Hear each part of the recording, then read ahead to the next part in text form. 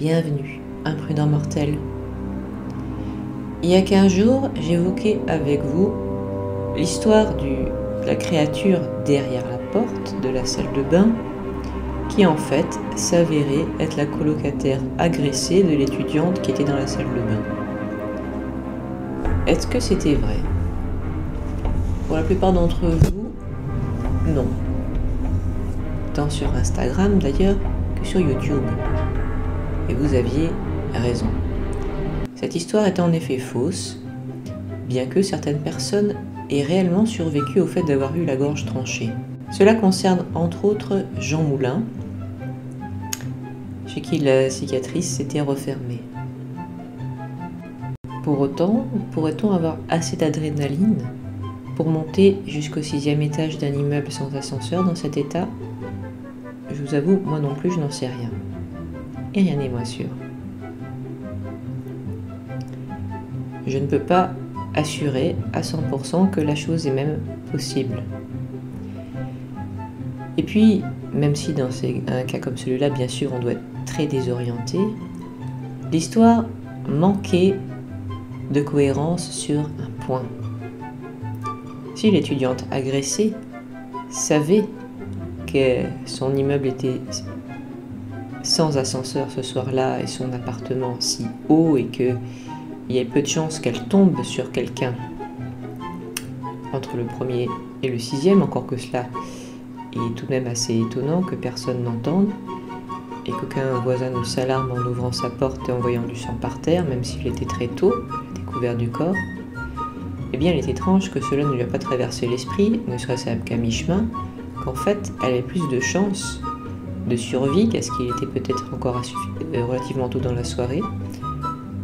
En essayant plutôt de rejoindre la rue, c'était plus rapide, et de trouver quelqu'un, ne serait-ce qu'un automobiliste, pour pouvoir être secouru. Voilà, c'est le côté illogique. Après, cette histoire, moi je l'avais lue dans le livre Légendes urbaines, la fameuse bande dessinée. Comme elle était le contraire, en quelque sorte, de Es-tu content de ne pas avoir allumé, c'est-à-dire que l'étudiante qui était célibataire est celle qui survit, je me disais peut-être que vous saurez que ce n'est pas une légende, mais finalement, non, on ne s'y est pas laissé prendre. Et puis, d'ailleurs, dans Es-tu content de ne pas avoir allumé, celle qui meurt était célibataire, certes, mais elle multipliait les conquêtes. Dans La créature derrière la porte, celle qui est célibataire et donc dans sa baignoire, on ne sait pas si elle avait une vie sexuelle très développée à part ça. Il pourrait donc y avoir un côté moralisateur, mais il n'y en a même pas. Je pense que il n'y a rien à tirer de ça, si ce n'est de nous flanquer une bonne trouille. Et c'est tout. Tout juste, peut-on jouer sur la peur qu'effectivement, une créature semblant sortie des films d'horreur semble vouloir nous attaquer et qu'on ne comprenne qu'après coup qu'en n'agissant pas, on a peut-être condamné un être cher.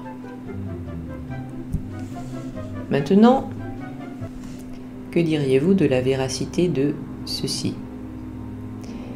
À savoir, un homme qui part en vacances seul dans un pays étranger. Au début, tout va bien. Il décide même un soir d'aller en boîte de nuit. Pareil, au début, tout se passe bien. Et une jeune femme assez avenante vient et semble vouloir avec insistance lui faire la conversation. Ravi d'être dragué par une jeune femme charmante, l'homme, effectivement, engage la conversation. Il discute, il s'amuse bien, il danse, mais au bout d'un moment, la jeune femme lui demande si elle peut venir avec lui dans sa chambre d'hôtel. Décidément, ce voyage passe bien. Ravi, l'homme emmène sa nouvelle conquête dans sa chambre d'hôtel. Il dit à la jeune femme de se mettre à l'aise. Cette dernière propose de boire un verre d'alcool avant de rentrer dans le vif du sujet, c'est ce que je veux dire. Il accepte et boit sa rasade. Mais après, il se sent bizarre. Sa vue se trouble, il n'entend plus très bien et finalement, il s'effondre sur le lit, profondément endormi. L'homme se réveille plusieurs heures plus tard, le matin venu. Non pas dans son lit d'ailleurs, mais dans la salle de bain. précisément il est dans la baignoire, et celle-ci est pleine de glaçons. Il appelle, mais personne ne répond, la jeune femme semble partie. C'est déjà pas un réveil sympa, mais attendez, ce n'est pas fini. L'homme s'aperçoit alors que le bas de son dos est assez douloureux, et surtout qu'il y a un post-it collé sur le mur juste devant lui dans la salle de bain. Il y est écrit « Vous venez de subir une intervention chirurgicale vous ayant retiré l'un de vos reins. Appelez tout de suite du secours. » Alors au début, l'homme se dit c'est incroyable, c'est impossible. Mais il se relève péniblement, sort de la baignoire, se regarde dans le miroir et il est ainsi. Il a une très grande cicatrice toute fraîche le long de la partie du dos où il y a effectivement le rein en dessous. Terrorisé, il prend son téléphone et appelle effectivement les secours. Ceci arrive au plus vite, on le conduit à l'hôpital où malheureusement les examens ne font que confirmer ce qui est écrit sur le post-it. Notre homme s'est bel et bien vu retirer un rein. Et bon sang, pourquoi? Eh bien, une partie de l'économie du pays où il se trouve roule sur des trafics louches, y compris celui du vol et de la revente d'organes à des personnes riches qui en ont besoin pour des raisons médicales, vous l'aurez compris. Devant la pénurie de donateurs, parfois, certains membres de la pègre n'hésitent pas à se servir directement sur des personnes qui ne soupçonnent rien. Et on les piège de la manière que je viens de décrire, en envoyant un homme ou une femme séduisante auprès de la personne concernée pour endormir sa méfiance, puis de l'endormir à l'aide d'une drogue mise dans un verre d'alcool.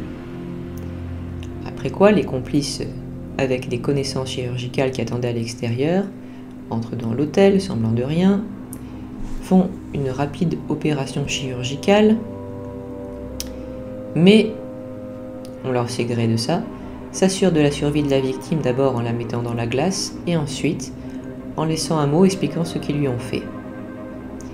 Les organes prélevés sont souvent des morceaux de foie ou des reins, car la personne peut survivre à leur extraction. Elle peut, mais mal. L'homme dont je parle a dû toute sa vie des problèmes d'incontinence à la suite de cette histoire, vous pensez bien. Mais est-elle vraie? Je vous laisse me l'indiquer en commentaire. Vous n'êtes pas obligé de faire de longs discours, dites juste vrai ou faux, selon qu'il vous semble que cette histoire est vraie ou pas. Vous pouvez aussi voter sur Instagram. N'oubliez pas de vous abonner, de mettre un pouce bleu, de commenter. Si vous voulez me soutenir, voyez le lien en description de Tipeee et des cafés. Et n'oubliez pas de regarder sous votre lit avant d'éteindre la lumière. Au revoir, imprudent mortel.